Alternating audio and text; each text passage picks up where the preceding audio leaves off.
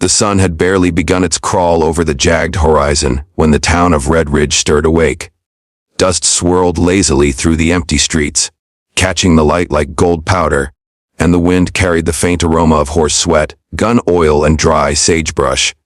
Wooden shutters rattled on their hinges as saloon doors creaked in the quiet, and a lone cowboy swung his leg over the saddle of a tired chestnut mare, kicking up clouds of dust with each deliberate step. His name was Caleb Sal Morgan, and if anyone in Red Ridge was called the best horseman in the county, it was him.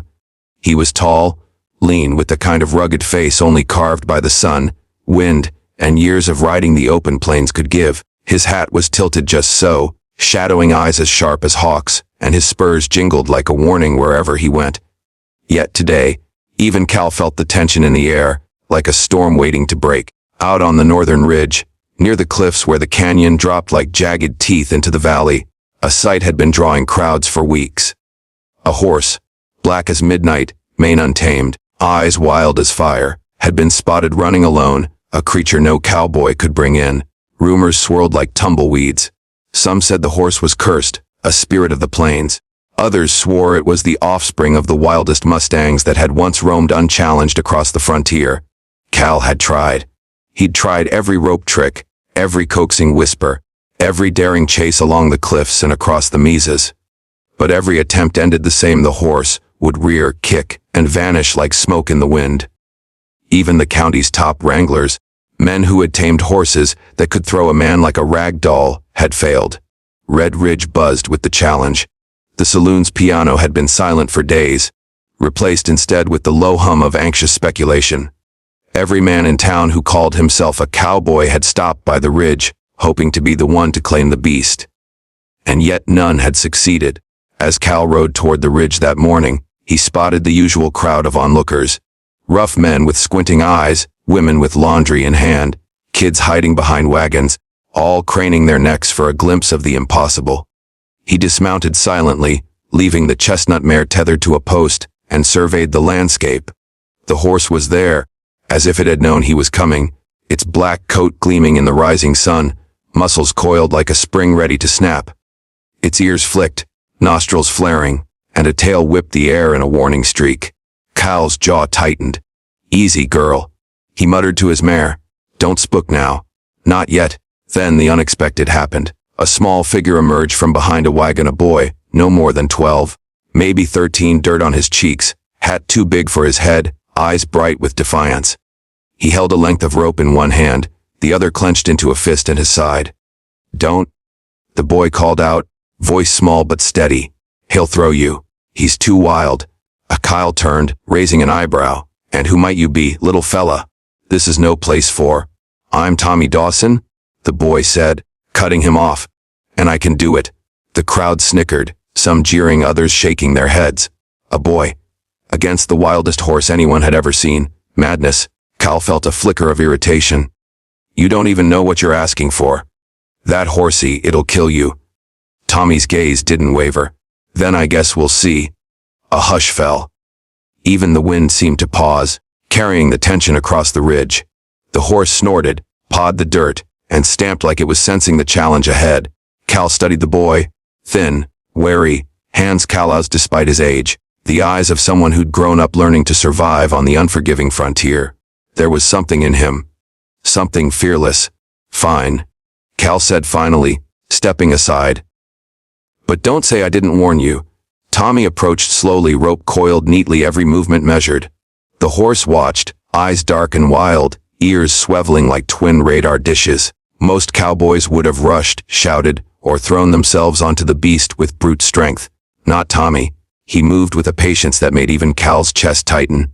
"Easy now," the boy murmured, voice soft, almost like a lullaby carried on the wind. He stepped closer, letting the horse see him, letting it smell him. Every step was deliberate, each one a promise that he meant no harm. The horse reared suddenly, nostrils flaring, hooves stamping. A collective gasp rose from the crowd. But Tommy didn't flinch. He kept moving forward, his small hands steady on the rope. The horse whinnied, loud and sharp, eyes flashing, but something in Tommy's approach seemed to speak to it. Cal watched, dumbfounded.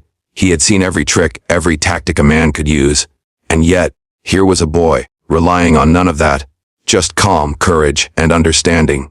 Minutes stretched like hours. The horse backed, circled, snorted, then, impossibly, allowed the boy to approach closer. Tommy's hands brushed the animal's neck, gentle but firm. The black mane, once wild as fire, shimmered in the morning sun as the horse seemed to relax, muscles uncoiling like a spring finally released. Whoa, Cal breathed. The crowd was silent. Then, slowly, the impossible happened. The horse lowered its head, sniffed Tommy's hand, and allowed him to loop the rope over its neck. A cheer erupted, hesitant at first, then swelling into a roar that echoed across the ridges. Cal felt a mix of awe and disbelief. He had been the best cowboy in the county for years, yet here was a boy, facing a horse no man had tamed, and succeeding where all had failed. Tommy swung lightly onto the horse's back, balancing as though born to ride. The animal moved beneath him, calm and obedient, responding to subtle cues, to the gentle pressure of a hand, to the quiet command of someone who truly understood. Cal stepped forward, tipping his hat. "I'll be damned. You did it." Tommy grinned, a mixture of pride and relief. "Guess I just know how to talk to him." The horse snorted, pawed the dirt once more, but there was no trace of the wild fury that had terrified everyone. For the first time in weeks, it seemed tame. Not broken, not conquered, just understood. The sun climbed higher, burning off the morning chill. Dust swirled, children laughed, and for a moment, the frontier didn't feel so harsh. But Red Ridge was a town built on hard edges and survival. Outlaws roamed the trails, lawmen kept a wary eye, and every day brought a new danger, whether from men or nature itself. Cal knew one thing for certain: the legend of the Black Stallion would grow. And the boy who tamed him, he had just stepped into a story that would become as much a part of the Wild West as gunfights at high noon or gold fever in the mountains. But even as the cheers died down and the crowd dispersed, a shadow moved along the edge of the ridge. A pair of dark eyes watching, calculating, patient. Not all in Red Ridge were pleased with the boy's triumph. Some people thrived on chaos and fear, and they would not forget this day so easily. For now, though, the world seemed still. The boy, the horse, the ridge, a fleeting moment of harmony on a land that demanded toughness and courage. And so began the legend of Tommy Dawson, the kid who could do what the best cowboys could not. The morning after Tommy Dawson's miraculous feat dawned, hot and dry. Red Ridge, as if still holding its collective breath, seemed quieter than usual. Even the wind felt subdued, carrying the faint tang of sagebrush and dust that clung stubbornly to everything. The town had seen many things over the years: gunfights, robberies, droughts, stampedes. But the sight of a boy taming a horse no man could control had unsettled something deep in the hearts of its people. Cal Morgan rode into town first that day, the chestnut mare beneath him plodding lazily. He wasn't angry, but he wasn't used to being outshone, either. He tipped his hat at the few townsfolk lingering outside the saloon. "Morning," he said gruffly. His voice carried the weight of experience, of someone who'd faced storms, bandits, and treacherous trails, yet found himself impressed, if reluctantly, by a kid. Cal's eyes scanned the ridge beyond town. Something had changed. The Black Stallion, Tommy's new companion, was gone. Tommy had ridden him out of town before the sun had fully crested, leaving a small cloud of dust and whispers in his wake. Cal shook his head, muttering, "Fat boy, he's gonna get himself killed." And he wasn't wrong. The shadow of Outlaws far to the east, along a narrow canyon trail, 3 figures moved silently. Horses' hooves barely made a sound against the rocky ground. These were men who thrived in the dark: the Graves brothers, Cyrus, Jeb, and their leader, Malachi. Notorious outlaws whose names had been etched into wanted posters across 3 counties. They had been tracking rumors of the Black Stallion. They didn't care for its beauty, or the boy who tamed it. They wanted power. Malachi Graves, tall, dark, with eyes like cold iron, rode at the lead. He had heard of the miraculous taming, and a cruel grin spread across his face. "A boy," he hissed. "A boy tames the Black Stallion. That's interesting." A Jeb, always nervous, shifted uneasily. "Boss, maybe we shouldn't." Malachi silenced him with a glare. "Would take him. The horse, the boy, doesn't matter. Red Ridge will pay to see them dead or broken. And by the time anyone knows what happened, we'll be gone." The wind carried their whispers across the canyons, But Tommy and the horse were blissfully unaware. On the trail, Tommy had ridden past the ridge into the untamed wilderness. The black stallion, who he now called Midnight, moving like a shadow through the tall grass and rocky terrain. The boy and horse had formed a bond deeper than simple trust. It was mutual understanding. Every subtle shift, every flick of an ear, every soft word communicated volumes. Hours passed. The sun climbed higher, burning the prairie gold and red, baking the dry soil beneath them.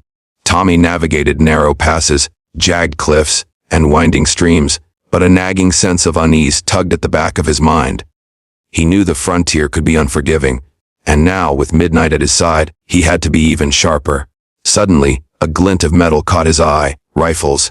3 riders appeared on a ridge above, moving with deliberate menace. Outlaws.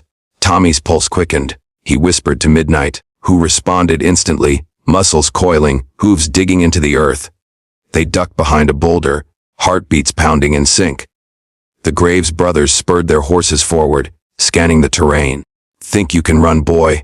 Malachi's voice rang out across the canyon, sharp as a gunshot. "That horse is ours. Step out, and maybe we'll be merciful." Tommy's hands tightened on the reins.